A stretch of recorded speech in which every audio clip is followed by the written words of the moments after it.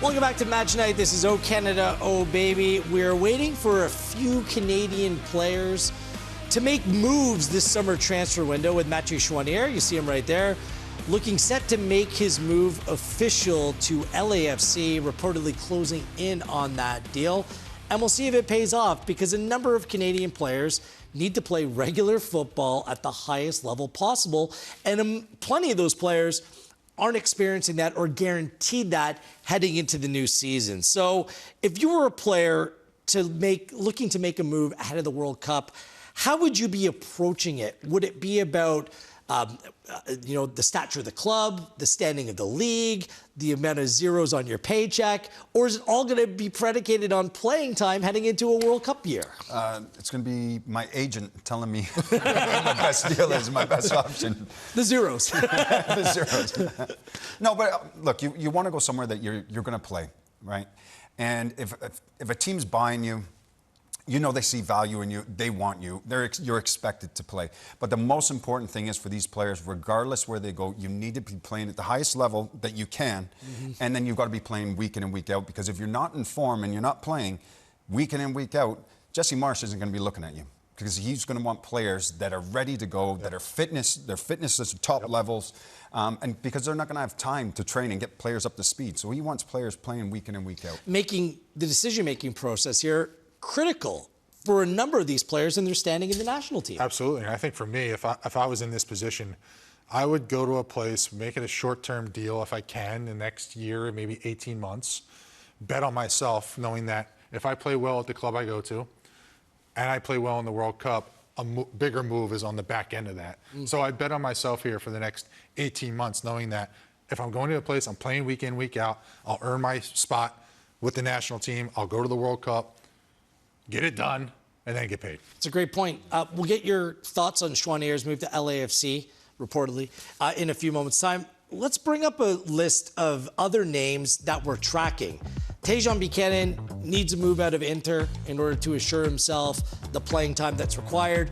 Nico Seeger, it's about a step up in terms of the league. Ismail Kone under Roberto De Zerbi simply is not going to cut it. Kyle Larin has voiced his displeasure with his current club, Mallorca. He's looking to make a move as well. Perhaps a club that plays more attacking football than a very defensive side in Mallorca. And Luc de Fougerolles, fresh off signing a new 4-year deal with Fulham, is probably looking just for a loan move at this time to find the right level for his play to take full advantage of getting on the field as well. Do one of those names for you, Jimmy, stand out above the rest in terms of the importance to Canada or the importance for the player? For me, Buchanan. I think he's got to go somewhere where he's going to be playing, because we know what he's like. We know how important he is for that national team. And when he's in form, we know how dangerous he is.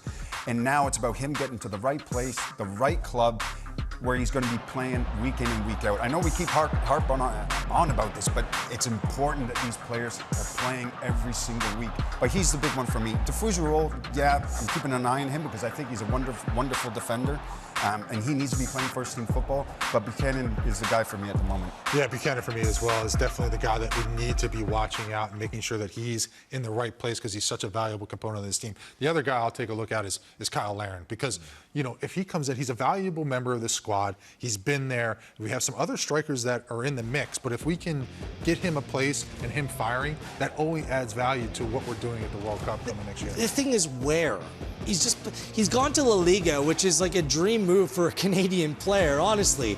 It's a great league to play in, but he's played for a couple sides, you know, the first one where he was scoring goals, but more defensive teams. Like, what I want to see where these Canadian players and potentially Larin play is teams that will be able to take the game to an opponent a little bit more. Like when I hear him linked, player like Buchanan linked to Sassuolo, a team that's being brought up from Serie B to Serie A, it's very difficult for those players to do anything else other than to play defensive football, right? Yeah. So I think that it's the type of football that's being played, the type of manager, and where that potential team stands within their respective league. All of these things matter. Like, wouldn't you hate to be going to like a team that's fighting, scrapping, and clawing for relegation? You're just suffering each and every week. Well, I just don't see that being in the best interest of any of these players. No, I mean, yeah, of course it'd be frustrating. But at the end of the day, Wheels, you got to go where you're wanted and where you're going to get a job and where you're going to play week in and week out. So sometimes you don't have a choice, and whatever's on the table, you've got to take. And if Buchanan, if that's his job, then he's got to go do it. Well, unfortunately, you've got to work. And yeah, maybe at times you're not going to be attacking as much as you'd like, playing against Milan and Inter and all these other teams. But at the same time, you've got to embrace that opportunity that's been given to you. Okay. Chouinier's move to MLS was a little bit eyebrow-raising, coming back after being with CF Montreal. Obviously, there was some divide there with the club. He goes to Grasshopper, was out of form, he was injured, and then never made his way back into the team. And now he comes back to MLS. Jesse Marsch said when Mathieu Chouinier signed with Grasshopper, this would potentially give him the opportunity to take the next step to a bigger team in European football, or bigger league in European football. That hasn't been the case. But what do you make of the move, John, back to Major League Soccer? What that means for a player who's really competing for his standing in the team? Is this a move that you would recommend not only for Chouinier, but other players as well? Well, I just think in his case, and this has got to be a case-by-case basis, depending on the player, I don't know what things are like for him. Maybe he was like, yeah, it's time for me to go back. Maybe it's time. I don't like the what's happening. Jimmy, sometimes when you go over the pond, it isn't all rosy and sweet when you go over. You expect it to be great, and you get over there, and it's a dogfight every day, and it's miserable, and you don't like the environment. So maybe that was part of it. Maybe he sees that as an opportunity to come back. It'll boost him and give him the energy and the ability to get back into form. Yeah. No, you're right, because sometimes when you do go to a foreign country, it's hard to settle in. Yep. It's hard, different culture, different language, different style of football. And maybe that was a moment where he was like, I can't settle here, and I've got LAFC who's on the phone. That's a move I want to make.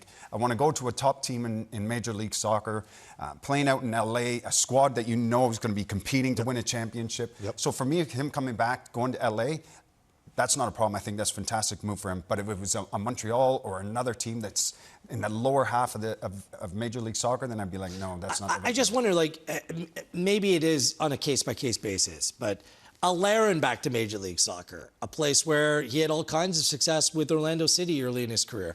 DeFugerol was obviously linked with the Vancouver Whitecaps. I'm not sure how much was actually in that.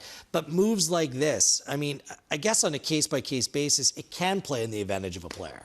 No, absolutely it can. DeFugerol, would it be in his interest to come over and play in Vancouver? Is he going to get into the Fulham squad? No, not right now. He won't. Is he going to get in ahead of Blackman and Veselinovic right now in the best 11? That's the other question, right? Yeah. So now he's got to look at it and think, okay, even if I go to the championship or somewhere else in Europe, but I have to be playing football. There's no point in going on loan and me sitting on the bench because it's not going to benefit anybody. Yeah. Just before we wrap up, any other name that we didn't include on that list you may be keeping an eye on? Not that I can think of at the moment. Those we hit on a lot of guys that are going to be. Like Jefferson got settled. Yep. Promise David's being settled with the new contract. So that's the good news, that a number of players have had their futures being settled. My eyes are cast on Ismail Kone. He needs a home, not just for the next year. He needs a place that's going to welcome him and to be able to unleash his vast talent and ability.